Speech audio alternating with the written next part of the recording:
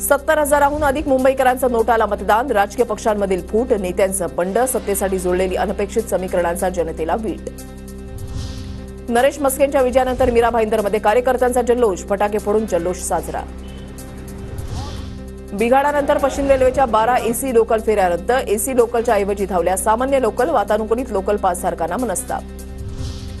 डोंबिवलीमध्ये देखभाल दुरुस्तीच्या कामामुळे उद्या पाणी पुरवठा बंद, सकाळी 8 ते संध्याकाळी 6 वाजेपर्यंत पाणी पुरवठा बंद राहणार, नागरिकांना पाणी जपून वापरण्याचं आवाहन.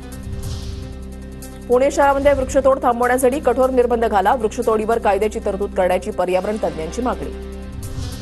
मुंबईमध्ये पावसाची हजेरी, बोरिवली, मालाड, गोरेगाव, दहिसरमध्ये सकाळपासून पाऊस, नागरिकांना उष्णतेपासून काहीसा दिलासा.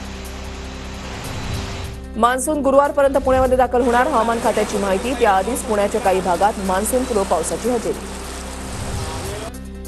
वैद्यकीय पदवी अभ्यासक्रमासाठीचा नीट यूजीचा निकाल जाहीर, देशामधील 67 विद्यार्थ्यांनी मिळवली पहिली रँक.